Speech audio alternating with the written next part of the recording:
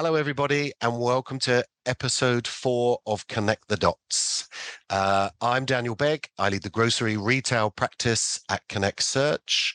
We're a global search firm based out of the UK. Today, we're talking about the rise of the discounter. And it's my privilege to introduce Alistair James. Alistair is a global consumer-centric executive. He's worked on both sides. He's worked for many CPG firms, as well as in the grocery retail industry, notably with Tesco, with Kmart, and more recently with Dollar Tree. Alistair, hi. How are you doing? Hey, I'm well, thank you. It's nice to see you. Likewise, and thanks for your time. Hey, no, Alistair, the rise of the discounter. We've seen the likes of Aldi and Lidl on an international scale, but other national and regional discounters enjoy phenomenal growth over many years. What do you put this down to? Well, I mean, obviously there's lots of answers to that question, I think, when you look at individual banners. But if I try and think about common themes that draw together the success across all those different organizations you're referencing, I would really name three things. So, one is the value that they offer to customers. The second would be convenience. And then the third would be a consistency of offer. So what do I mean by those three things? So in value, obviously value, as everybody knows, is a combination of both quality and price. And the reality is they've got that balance very well honed, I think. I remember, many years ago, going back to sort of 2007, 2008, when Aldi, Lidl, and other discounters were just really starting their growth in the UK. I was working for Tesco at the time, and we did a comparison with their products to sort of really get a sense of how they compared. And we were genuinely surprised, positively surprised, by the quality of the product, the specification they had. And really that comes down to the fact they only have 2,500 lines. So from a consistency perspective, they've got very high volumes internationally on those core products, which means they can buy well, they can spec it well with vendors, they can get very good quality, and they can do that at a really, really good price. So, value, the quality price piece, I think is critical. When I talk about convenience, really it's about locations and then speed. So you haven't typically got to drive out of town to get to a discounter. They're often within the neighborhood or very close or on the high street, and so people can walk to them, or very short car journeys, bus rides, rather than having to put a lot of gas in the car or the petrol in the car, as you would say over there. And particularly in times of recession and inflation, those things become much more critical and important to people. And also, if you are one of those in society that has least, you don't have a ton of disposable income. And so anything you can do to save money, is taken very seriously. And so that convenience, those locations, is critical. And then the speed part of that is, because they only take 2,500 items, you can get into the store, round the store and out really quickly. So, if you're working two jobs, you can fit it in between, going home, those sorts of things. And my mother always complains that when she goes to Aldi, they fire everything down the checkout so fast she can't bag it up quickly enough. But generally speaking, I think that speed is a positive. Yes. And then on the consistency side, when I say consistency, I've talked about that very tight assortment, 2,500 items, and I've talked about the specifications, but also a number of discounters internationally are actually privately held businesses. And so I think that has enabled them to invest as they come into markets and they build their brand for the long term. And to do that in a very, piecemeal and consistent way. They don't have to rush. They don't have to open, faster than they want to, etc. And that in itself has also enabled them to then have a very consistent offering in very good locations. Yeah. So I think those would be the big three things that I would sort of bring it back to, that's sort of the big marks of success. And really insightful. Thank you, Alistair. I think we can all relate to the speed of some of the checkouts as well. So I think we can sympathise with your mother as items are being thrown down. But nevertheless, the point is entirely valid. It really interesting what you said about the volume of items, because I wanted to talk to you about the success that some of the discounters have had in creating their own brands. Because I remember, like you, when they entered the UK market, a lot of the feedback was quite negative. You'd walk in the store, you've never Yeah. heard of the brand of cheese or olive oil or whatever it might be, but and I don't want to spend all of our conversation drilling down on Lidl and Aldi, but many of the discounters have been very successful in creating their own brand product lines. Yeah. From a retailer's perspective, what impact does that have on the bottom line? Do you mean from the discounters' perspective or from other grocers that are competing with the discounters? I guess there's an element of both, because own brand Okay. products will sit across all grocery Yeah. retailers. But if I look specifically at the discounters, they're Yeah. very successfully now created household brands that people, Yeah. they're synonymous with those products. So what's the value of those own brand products to the discounters? Well, I mean, it's significant. And I think often if consumers really understood the significance, it'd be different. But, I mean, Deloitte launched a study recently at which they said that they believe, based on publicly traded vendors and CPG companies, that the average spend on marketing in the consumer goods space is about 24% of revenue. So that's a big chunk. If you then add to that the cost of your sales organization, and other SG&A issues related to how you go to market as a consumer brand company, you're probably spending between 30 and 40% of your revenue in getting the product out. So if you think about that as a margin in the product, what that says is if you as a retailer can develop an identical specification product, just suppose for a second it came from the same factory, it's exactly the same specification, you've got a chunk of money there to be able to not only invest in a lower price for that product, creating better value for consumers, but also a better margin.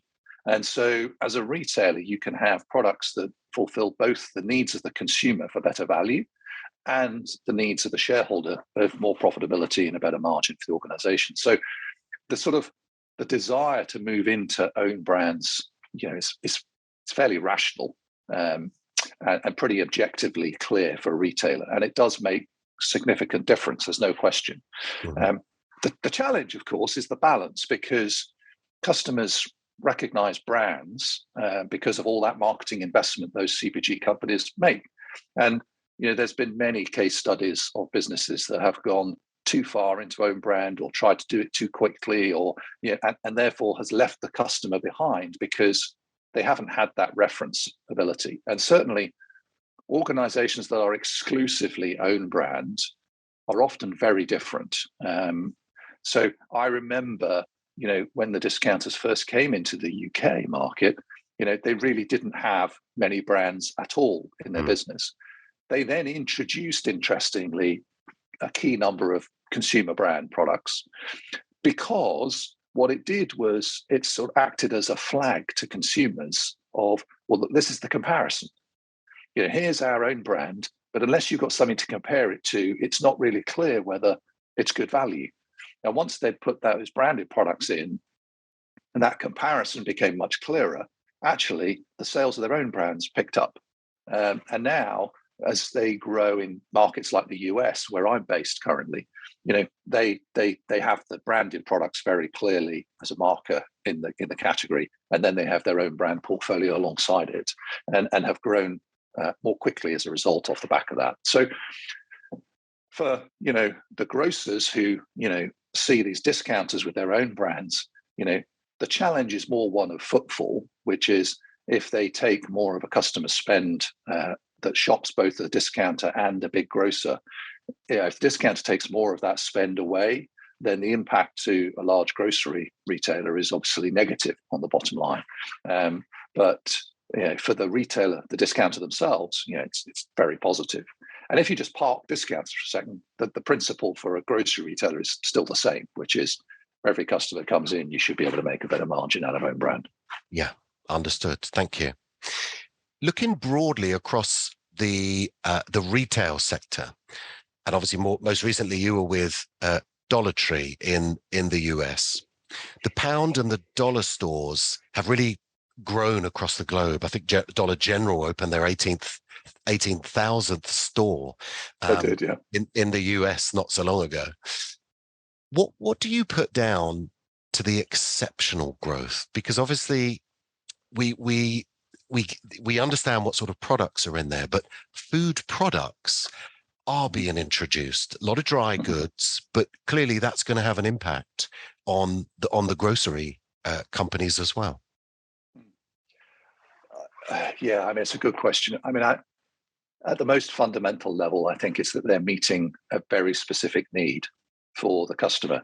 So, I mean, you as a UK, someone who's grown up in the UK, you sort of intuitively know the US is a big place. But once you actually move here and travel around, with work, you start to appreciate just how large the landmass is.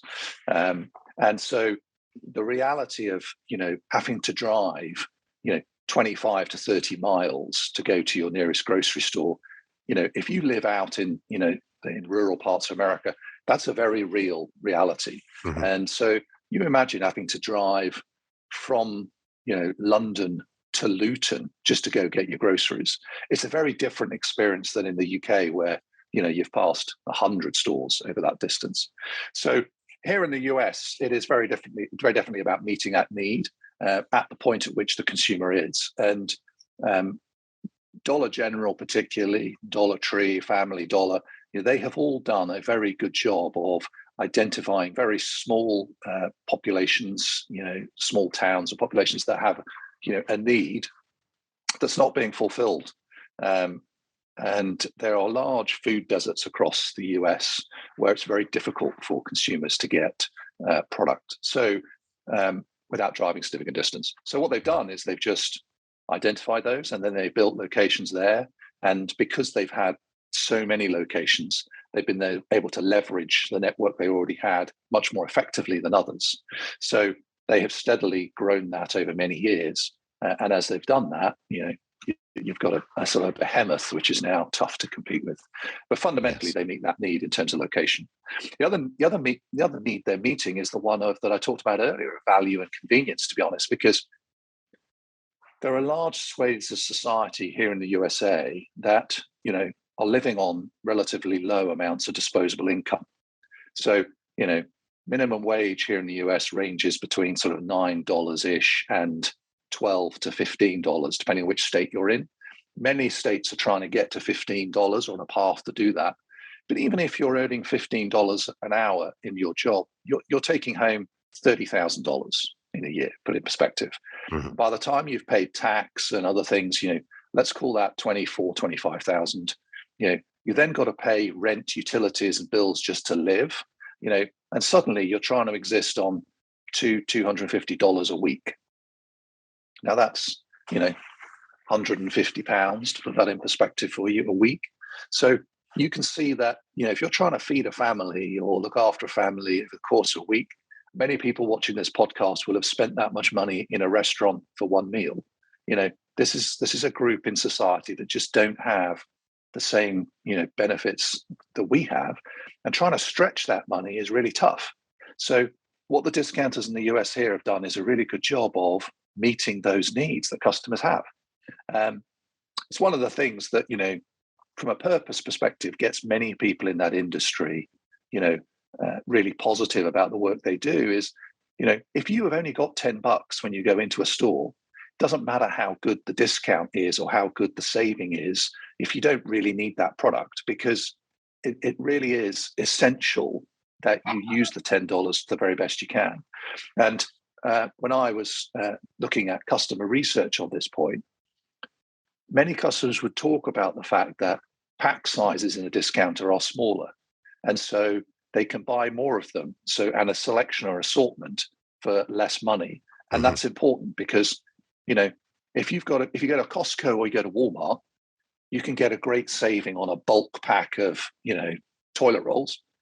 That's great. But if I've got to spend $12 to get that bulk pack, I've now spent more than I came into the store ready to spend. And so having small pack offerings at small prices that enables them to buy an assortment for the money they've got, that's important. And it's an importance that I think many retailers ignore, because CPG companies don't want to make smaller sizes than their standard size. It costs them more, takes time out of the factory lines, etc. And we've certainly seen over the last 2 years that as supply chains were struggling, the first products that the CPG companies got out of, walked away from, were those discounter small products. Because it's less profitable for them to make those than it is to just make a bulk pack for Costco. But you're turning your back on a large swathe of society where it's really essential.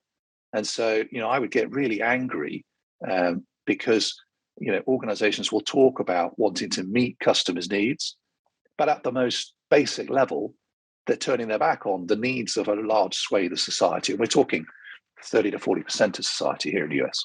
Yeah. So that's one of the things they do.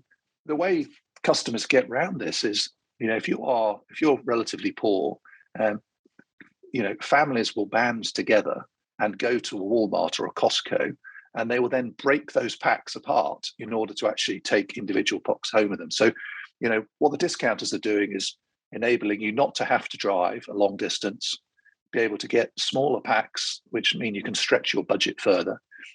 And they've got availability where you need it, when you need it. So I think for all those reasons, they're meeting a key customer need. That's really insightful. Does that make sense? Yeah, it really does, because obviously there's a perception of the US. It's big, it's beautiful, everything is polished and shiny. But obviously, as you say, there are vast swathes of society and regions that struggle. And obviously this is why as you say, their existence, their positioning, and they're quite smart to meet those needs, recognizing that others don't. And actually, on that, Alistair, obviously, not sure I think we're straight from one crisis to another, but obviously over the last couple of years, COVID has really impacted the poor in society because of lack of employment opportunities, people not able to go to work. And that was a really key period during your time with Dollar Tree. So any measures, any bold decisions, brave decisions that you took to help navigate the business through that crisis, and obviously supporting the consumer as well? Yeah, I mean, it was an extraordinary, and it still is actually. The overhang is still present, but it is. It's been a fascinating couple of years. So nobody saw it coming, and I think even after COVID first hit, the implication of the shutting down of retail, which almost overnight back in March 2020, I mean, everything just shut down. People thought, it was the end, and I remember, retailers were stopping ordering, supply orders, and so everything literally shut for about 6 weeks. And then, there was this mass, sort of spend as people sort of filled their cupboards, with as much product as they could get. And suddenly retailers were like, oh my word, we don't want you to, no, we'll have it back. And so this sort of whiplash effect that happened at the beginning of the COVID period, that really caused, quite some long-term negative effects, because as we shut down for 6 weeks, supply chain, shipping lines, and I'm talking really from a US perspective here, Daniel, rather than UK one. I think the elements are similar, but the specifics are different. But here in the US, the majority of our trade came from China into Dollar Tree, and that was coming across the Pacific Ocean on shipping lines. And as this sort of demand dropped like a stone, they were taking ships out of commission. They were sort of backing off of, buying new ships, etc. And then, lo and behold, 6-8 weeks later, demand's gone through the roof, and retailers are all ordering again. But also, you then had demand for other things that came about as a result of the massive stimulus packages that the government put into the market. So, the government here in the US and made these big stimulus commitments to protect the poorest in society. And I think they had to do that. I mean, I'm fully supportive of it. I think they had to do that. And the implications of not doing it would have been much, much worse than what we have in reality now. But what that meant was, people were now trapped at home, if you remember. So we were spending money on stuff we didn't previously spend money on. Mm. Here in the US, there's been a general decline over 30 years of spend on product and a general increase in spend on experiences. And you can trace the graph. It's a very straight line down. And, the reality was in 2020, that switched for the first time in 30 years, where we start to see less money being spent on experiences and services and more money being spent on product. Well, the supply chain had been set up to deliver this constantly declining, curve of product. And suddenly, you got this snap effect of many people ordering home office kits, outdoor furniture, sort of like electronic items. I mean, you name it, stuff to make our life at home slightly more bearable as we're locked in for a year. All of that spend on product, just that demand didn't exist a year earlier. And so that then drew huge amounts of volume out of the supply chain that would previously have gone to food products and discounted type products. So that was a massive whiplash effect, which caused huge issues with availability. And retailers here in the US were typically getting about between 65 and 70% of what they actually needed. So we had to manage that crisis. That was one thing we had to manage. The second crisis we had to manage was because of the stimulus checks that came out into the marketplace.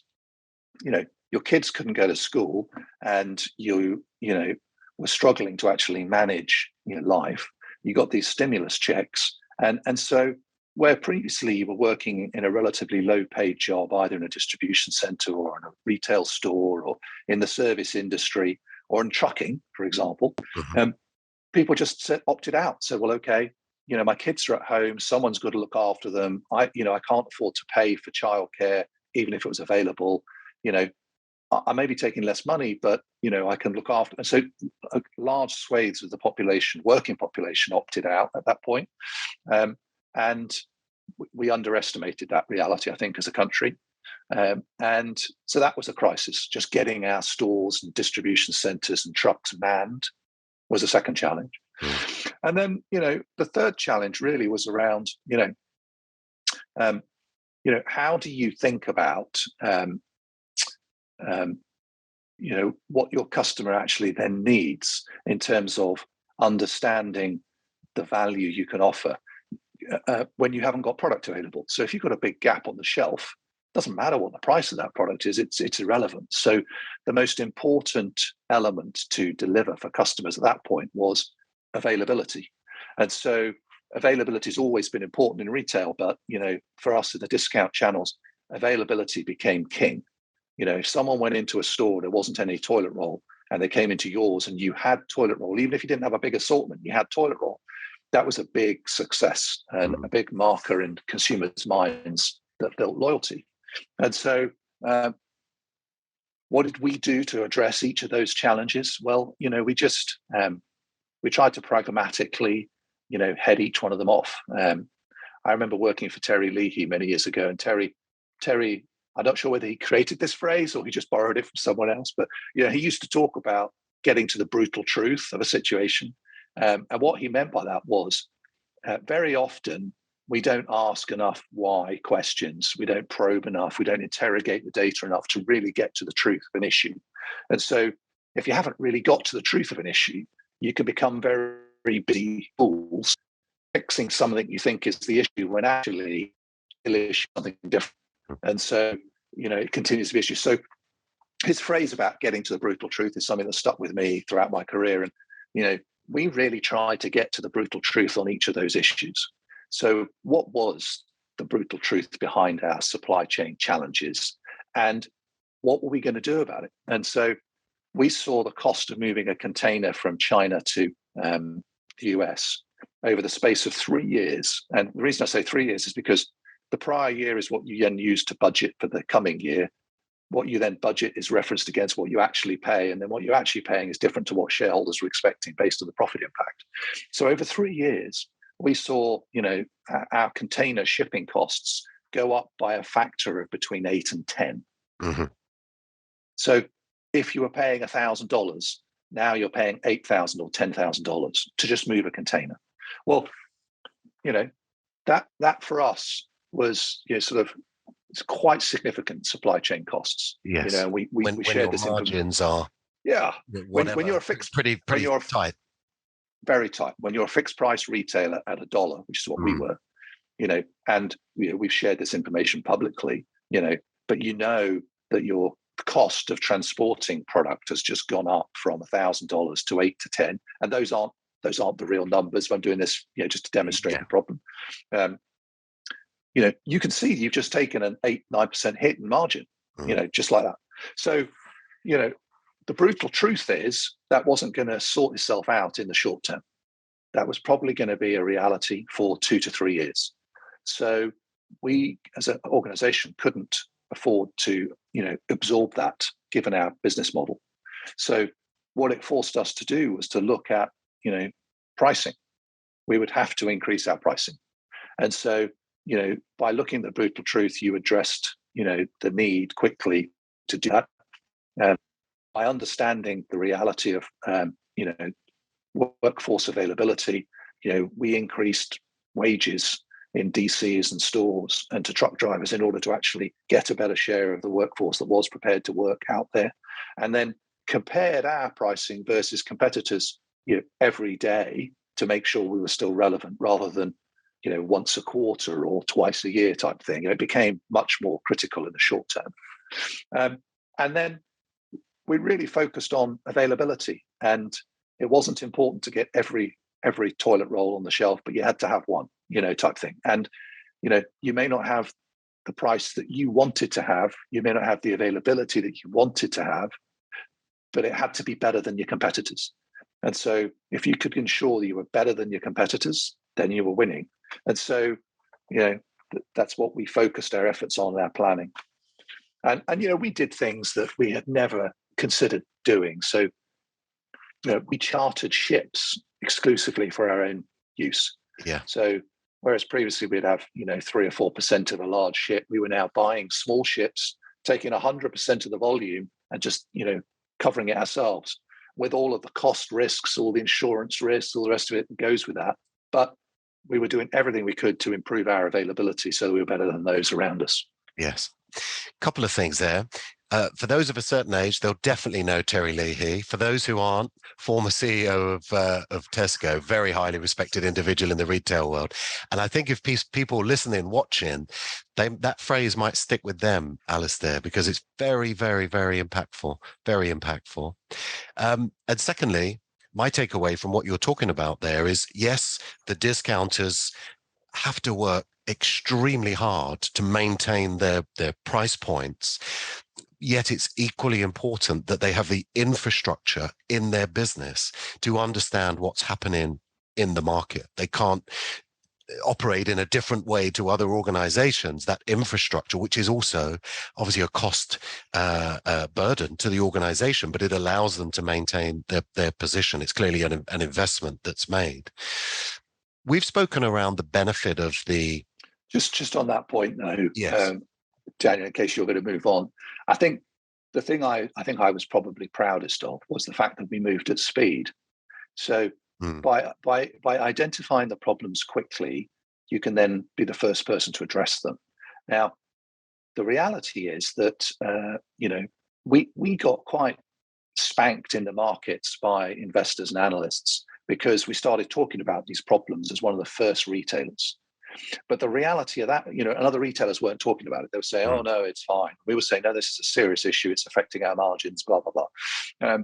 Now, because although we took a hit in the short term, what that meant was we were able to go and charter vessels when they were still available to be chartered. We were able to go and make long-term contracts when there was still an availability with the shipping lines to do that in order to get more product. And the reality was very quickly those opportunities disappeared because they'd all been snapped up.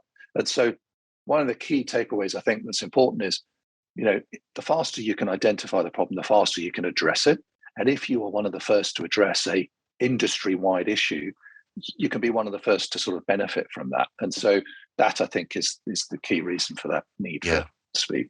And I think that's it says a lot about your character and your approach, Alistair, actually, as to the whole retail, or the challenges of retail, let alone the rise of the discounter. Yeah, no, thank you for that. That's very kind, but I was just one of a very large team, all of whom were trying to have the same level of focus and speed to address these things. Yes, yeah, no, thank you. We've spoken about and you've touched on, you've made the point, and very well, around the convenience, around the need in the market, which is why the discounters have performed well. But clearly they want to attract consumers from non-discount perceived brands. They want a broader range of society to shop in there in order to move the volume, to sell the goods.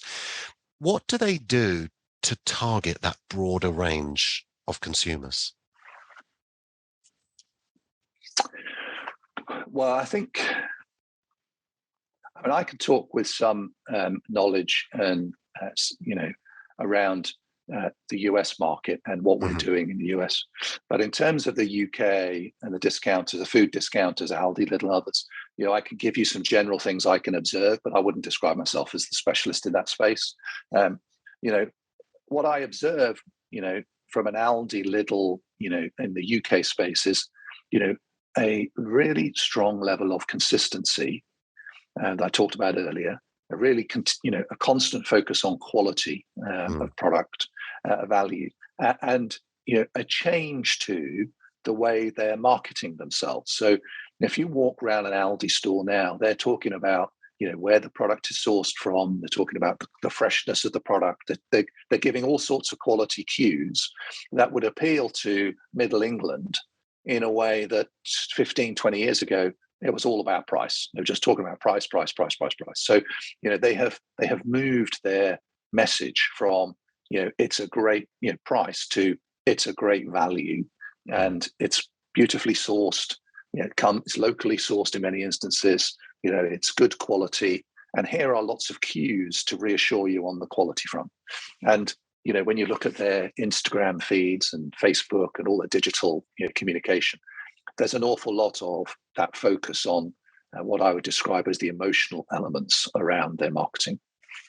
And I think, that's working well for them in reality. You now see Aldi alongside Waitrose in lots of small market towns across the UK, and shoppers will shop in both.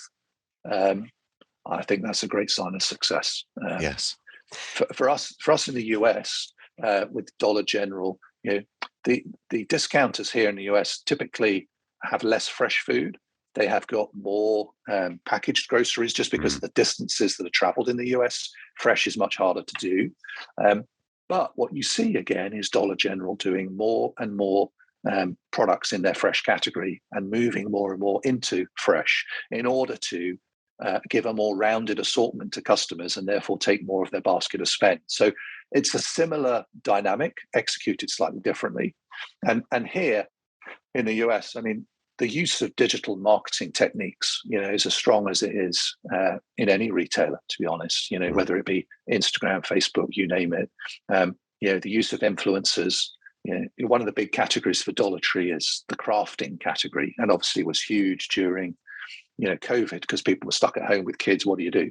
And there's a ton of content being pumped out through digital channels now about how to make things, how to create things, crafting more generally, and using that to sort of just prompt people to think, oh, no, that's not a category I thought of at Dollar Tree.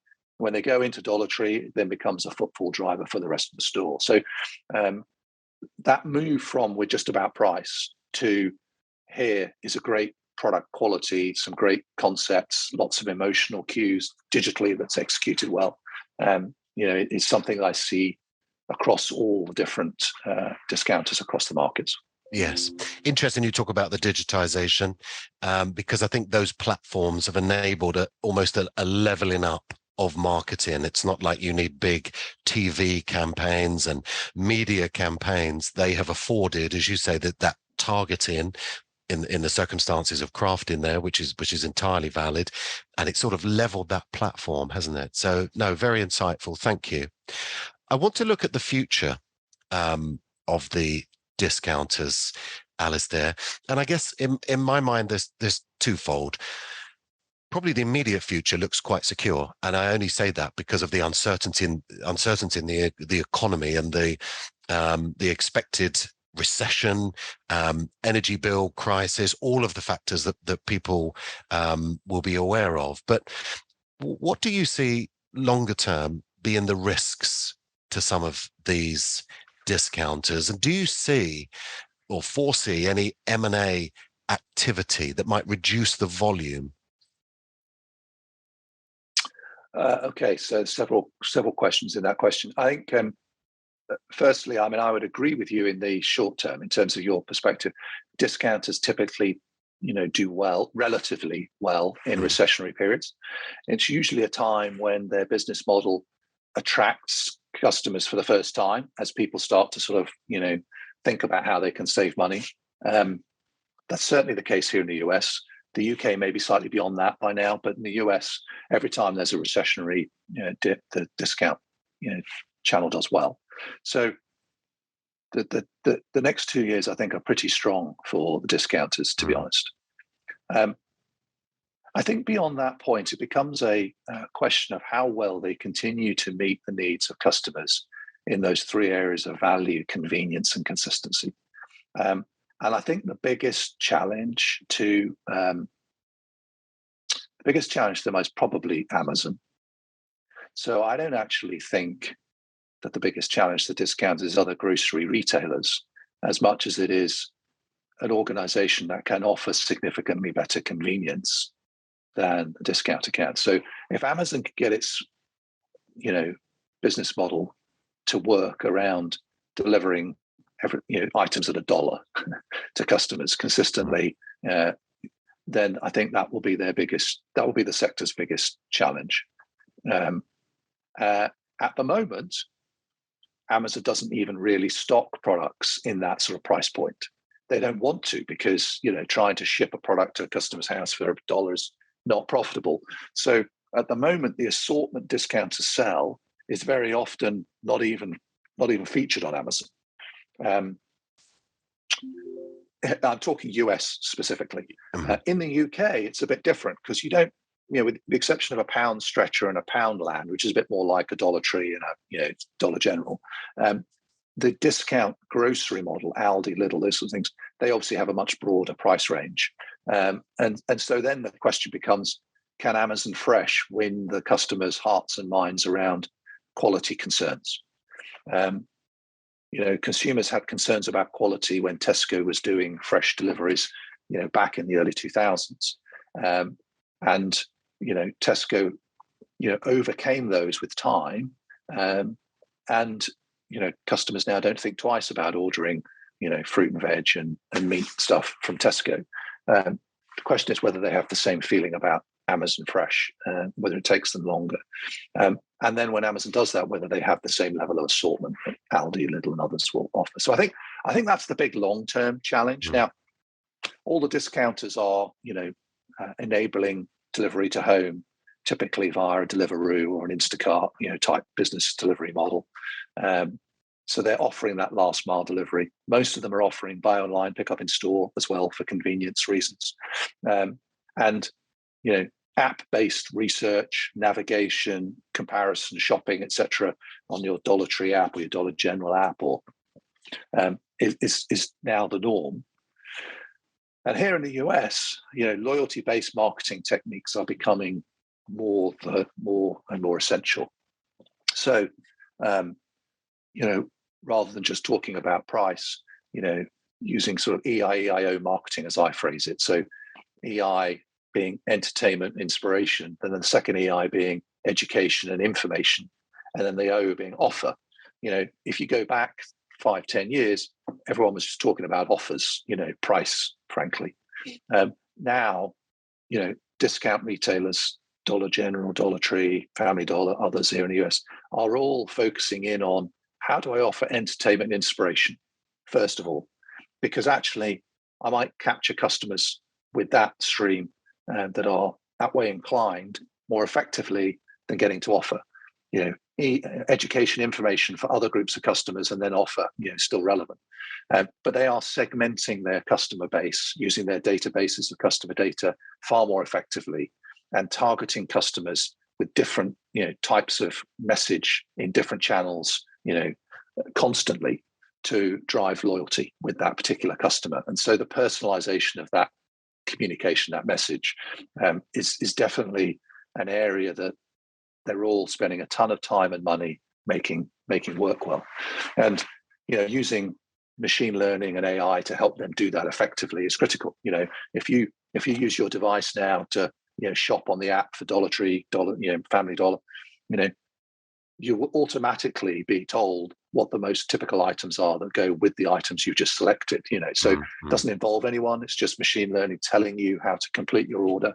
And so they're all facing into that because they recognize that they've got to offer the same level of convenience and meet the same need that can be offered by an Amazon. So I think that's where the long-term challenge is for discounters personally.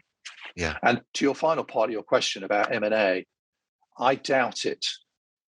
Here in the US, certainly, Dollar General has 18,000 stores. Dollar Tree, Family Dollar, which are two formats under one company, they've got another roughly 17,000 stores. 23,000 stores. The reality is, the government would probably not be prepared to allow any kind of merger or acquisition in that space. They would just feel that it would be too damaging to competition. Yeah. The UK, those guys are much smaller market share. Though I did notice that Morrison's has just dropped out, to one of the discounters now in terms of market share. So they're not insignificant in the percentage they play. But even if two of them came together, they wouldn't be the size of a Tesco or an Asda, for example. So there's less of that concern. So there may be some M&A in the UK, but I think it's unlikely, if I'm honest, because they're privately held. And those organizations and families have demonstrated that for 50, 60 years, they're perfectly happy to grow organically and to do that. So why would they now change strategy to, move to merger? I think it's unlikely. Yeah. I think they think they've got the right model and that it's working. And in every market in Europe where they've rolled it out, bar one or two, they have had the right model and it has worked extremely well. So I think M&A is unlikely for those reasons. Mm-hmm. Does that make sense? It really does. And that's so insightful. I think it's fair to say the discounters serve real purpose in the retail sector across the whole industry. And they challenge competitors and they challenge market players, like you say, like Amazon. The app has to be set up in a similar way. It's fantastic what you, or really insightful what you talk about from a digitization perspective. And I think what we're saying here is they've been really good for the market. They've got a very clear and definite purpose. They're going absolutely nowhere. And it will be interesting to see how far they can go. So I'd really like to thank you for sharing your thoughts and openness and the insights today. Your time is very much appreciated. Thank you. Hey, it's a pleasure. Thanks for the opportunity. Thanks.